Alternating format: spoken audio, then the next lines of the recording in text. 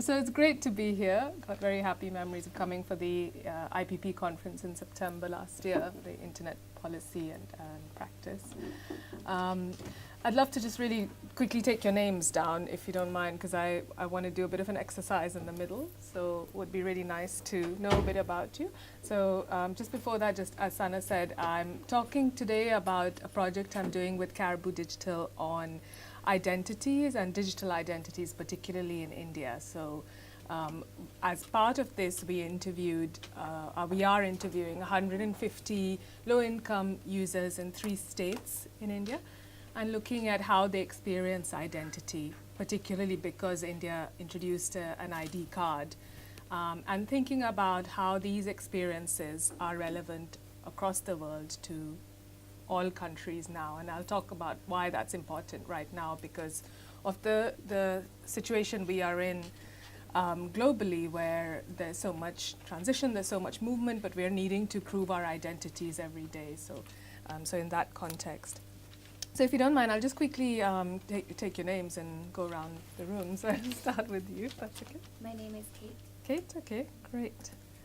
João, I'm a student of public policy at the Pavement School of Government. Okay, great. Jessica. Yeah? Akila. Akila. Hugh. Hugh? H-U-W. Okay, great. Bharat. Barak? Okay. Leila. Leila, great. Corbett. Coven? Okay. Lindsay. Lindsay, I remember you. Okay. No affiliation, Nicholas. Nicholas, fantastic.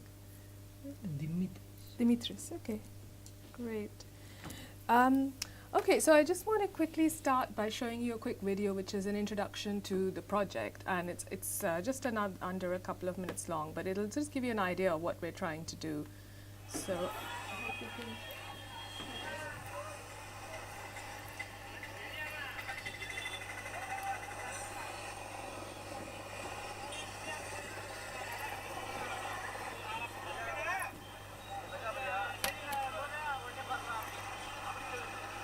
Oh, sorry.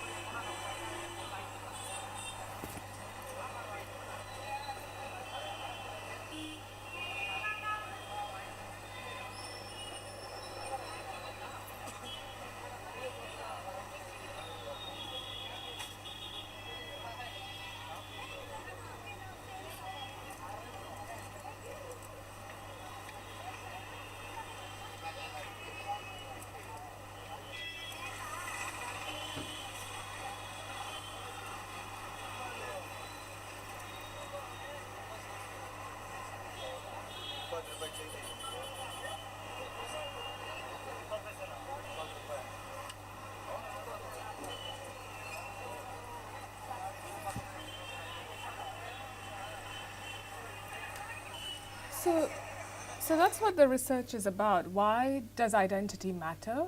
What are we trying to find out about it? What are the experiences people have, low-income users have, when they're trying to enact practices where they need to prove their identity? So I want to ask you now, what do you have today on you that proves your identity?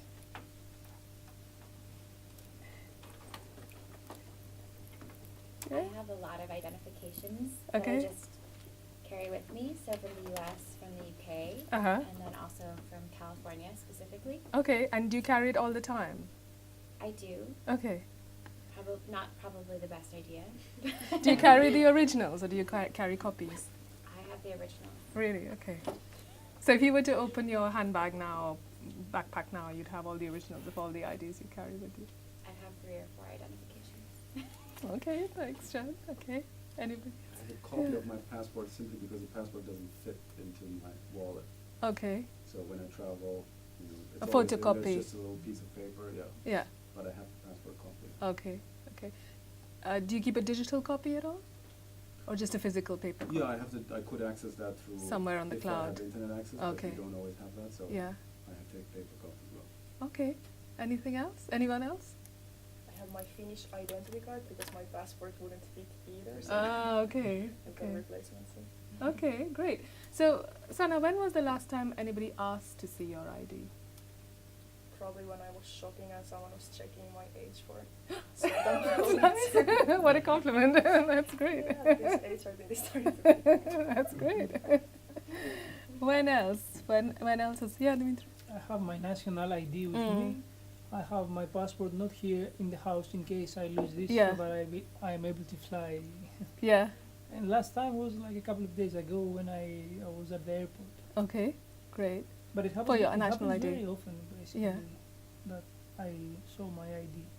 Very So, often that you have to yeah. show your ID? Yeah, for different purposes. Really? Okay. And in my home country, in Greece, you are basically obliged to carry the ID at all times. Okay. Because Okay. you may be asked at any point from a police officer in the street without any reason Yeah. to show your ID. Yeah.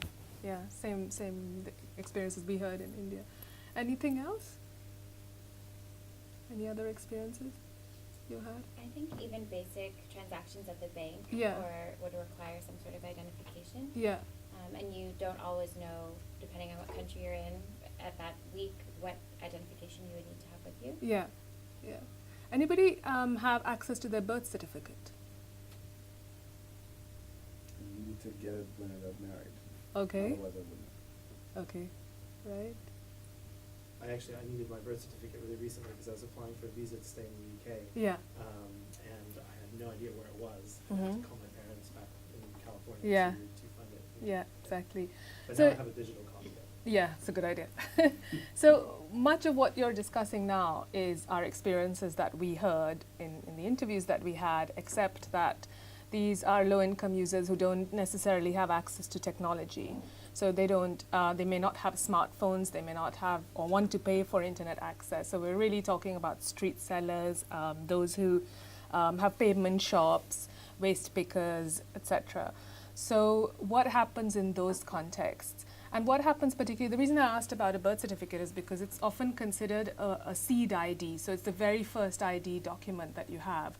But what happens if you're not born in a hospital and there is no hospital to issue you a birth certificate? So what becomes your next seed ID? And all these issues have become particularly critical in India because the government has rolled out this ID system, ID card, as the video showed. But it requires a number of base IDs, seed IDs, to get that Aadhaar card.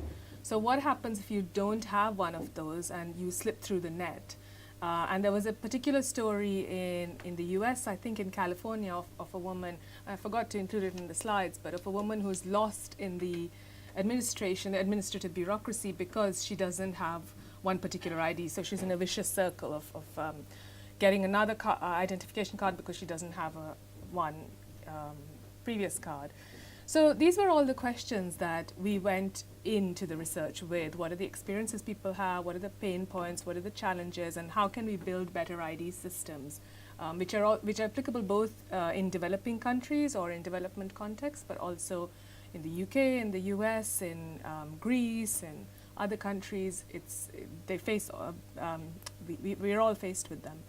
And at the same time, the World Bank and the Gates Foundation and a number of other organizations have released something called the Global Principles for Identification in the Digital Age. And they've just released them in February. And if I share those with you, I think you'll agree.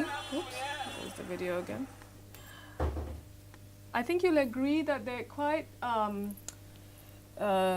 it's difficult to argue with them. So there are 10 principles, and the first 2 are around inclusion, the second set are around design, and the third set are around governance. So the first 2 talk about universal coverage from birth to death, which is why I was asking about a birth certificate, and then removing barriers to access and usage. And I won't go through all of them, but the ones that are particularly interesting today that I wanted to discuss were around user privacy. So principle number 6, protecting user privacy and control through system design. And The second one, removing barriers to access and use and disparities in the availability of information and technology. And the other point that I wanted to talk about was that none of you mentioned a mobile phone, none of you mentioned Facebook or WhatsApp or an actual digital identity, which was the title of the talk. But Facebook is increasingly trying to become a one-stop entrant for your ID. How many times do you have to sign into something through Facebook? So it's verifying your ID through that. And Facebook also has payments and so on. And we already know that exists in WeChat in China. So what do all these implications have? How would you apply these principles to something like Facebook? Can we make sure that there is a removal of barriers or privacy is protected? We know all the arguments around Facebook already regarding that. So we're talking here in the research, we go from both ID cards to social media, Facebook and so on, and how do you have to prove your identity through that spectrum? So if I go back to how we did this research, so like I said, 150 users, we're kind of halfway through. And we started off exactly as we did here with, as I did with you guys. Why is this not coming up? Let's exit the, oh, it got stuck. Let me try exiting it maybe, see if it works. So we started asking, just as we did with all of you, talking about what kind of ID do you have, so an inventory. So we went around asking people, do you have what do you have a copy of, in your purse? Since they were street sellers, they often had carts, and they kept money under their gunny bag or their little bag under which they sold tomatoes or whatever. So we would see, do you have any documents there? What are you carrying with you? And the most common ones in India are usually the Aadhaar card, a voter ID, which the government goes around door to door asking you to register for a voter ID, usually before the elections. Let's see, we're back again, good. And also passbooks, bank passbooks. So, sorry, seem to have got stuck on this. Go back then. Okay, here we go. Okay, so we would start with the inventory of ID artifacts and say, what do you have? And then we would say, what kind of, can you tell us the last time you had to use this ID? When did you have to prove, just as we did just now? When did you have to prove yourself? And what kind of challenges did you have? Anything that happened to you? Were you ever denied something because you didn't pass your ID check? Like, would Sana fail her ID check because you look too young and they didn't believe your ID, let's say.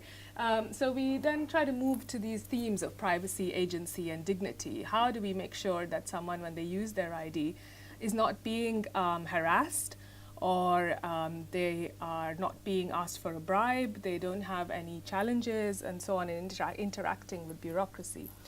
So we had these, I don't know if you can see at the back, but we started off with these questions where we would sort of get basic demographic information, just like you would in any research study. But we would say, what kind of ID do you have with you? What would be a problem if you lost it? Would it be a problem if you lost it? Can you tell us what it was like to sign up for something? What did you need to do that? Tell us about your transaction, specifically focusing on things like getting a SIM card or accessing Facebook, any of those different transactions. And then don't worry about the questions on the right, but we are asked thematic questions around privacy, agency, and dignity. So how do you feel about sharing your card or sharing your details with someone else? How do you feel when someone takes your card? So we were in India just after the demonetization kind of announcement and rollout. And what we noticed was that because so many people were very new to switching to electronic cash or bank accounts or whatever, they would hand over their card to the teller, but also tell them the PIN, because it was just a lot easier. And they didn't have that concept of concern or worry about their number. Privacy of their card. So we wanted to know whether this was specifically about the demographics, the people that we were talking to, that they didn't have privacy concerns. So I'll come back to this in a minute. So I want to just quickly talk about 3 of the ID principles out of the 10 and tell you 3 stories which relate to, one story which relates to each of the principles. So one principle is about creating a platform that's interoperable and responsive to the needs of users. So that means it takes into account people like us.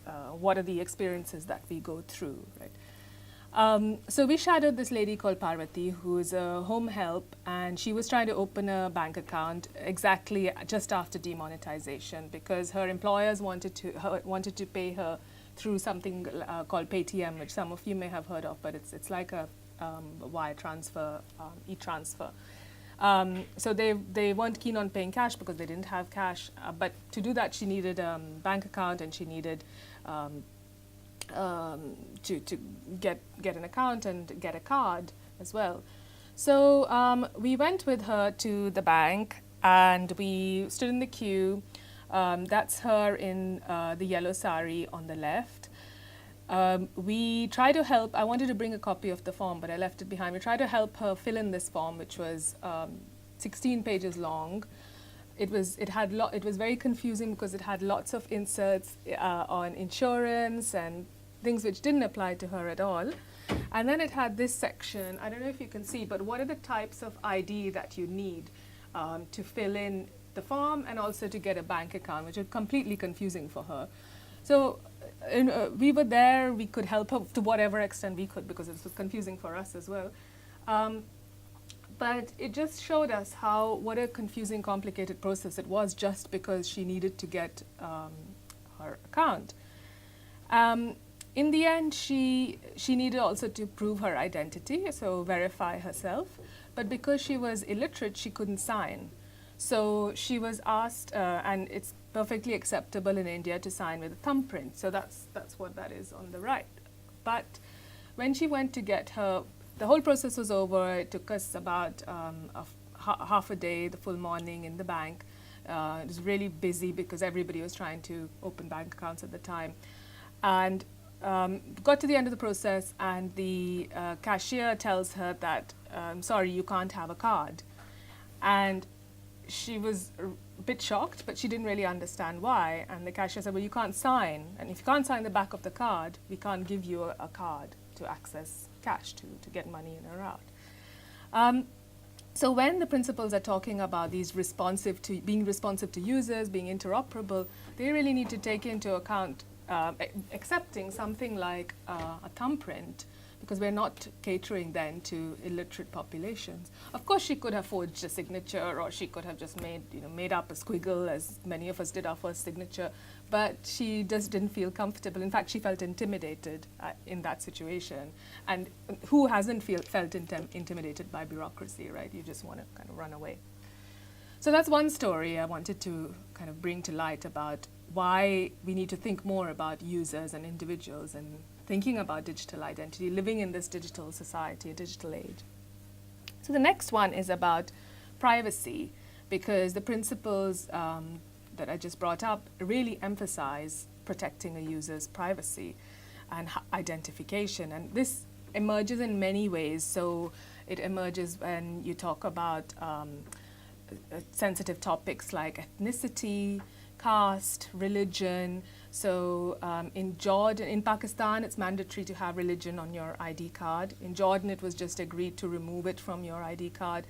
In Myanmar, there are issues around ethnic communities and ethnicity there, which I'm sure you know about the Rohingya. So what aspects do we capture on an ID card? So this is another discussion that we are going through at the moment. But at the same time, I think many people, there's a great New America Foundation blog called In Poverty, No Privacy. And they do podcasts which are really worth listening to. And it says the poorer you are, the more you have to prove yourself to the state and who you are, because you're trying to get benefits in exchange. And in many ways, that identification is bodily, it's corporal. So they're trying to get information about you and your body. And that can be captured through iris scans, through fingerprints, and whatever it is, which is what Aadhaar does, which is what the Indian ID card does. But to what extent do people have an understanding of what that means, what it means to capture your information? And that's what we didn't really understand, because for you and I, maybe we're very careful about who accesses our mobile phones or our Facebook profiles, or we would never give our bank card to somebody we don't trust, or our PIN number. But what happens in cases where you don't really understand the implications of this? So we interviewed this peanut seller in front of a temple in Bangalore, and he says, I don't understand how anyone can misuse my ID, because we asked him, would you be worried if someone took your ID card? And he says, I don't understand. Because if it's a rich person, it's going to matter a lot to him because he's got money. But if a poor man's ID like mine is lost, it doesn't matter, because at the most they'll know where I live and they know my address. But if they come to find me, I don't have any money. I don't have anything to lose. And he might be right. Maybe, essentially the focus of taking somebody's ID is to get money from them. But what are the other implications that might happen if someone stole your ID, right? What else could you lose? What benefits could you lose? Or what happens in those cases? So we felt that people didn't really understand the implications of identity. And actually it was at the IPP conference that there was a great paper on different understandings of privacy. Is it a concern about surveillance? Is it a concern about harms? Is it a concern about bureaucracy taking your data and not safeguarding it, and so on? So that's a fantastic paper, still on the OII site, I think.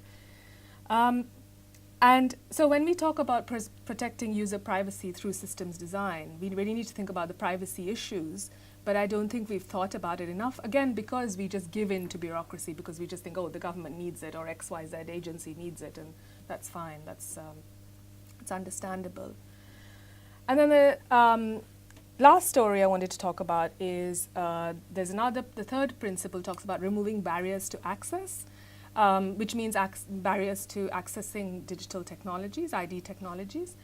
And something else we found that was coming up was that there is a huge resurgence of intermediaries, so intermediary agencies, but also friends and family who will help you access, let's say, a Facebook platform, or access a bank to get a bank ID, whatever it is.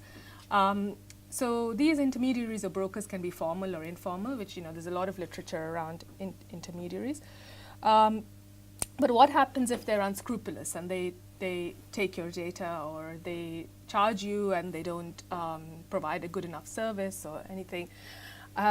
So this was a pavement seller who had paid 1,000 rupees, so around less than $100, to a broker to renew his driving license, because he didn't want to go to the driving license office and stand in a queue and lose time.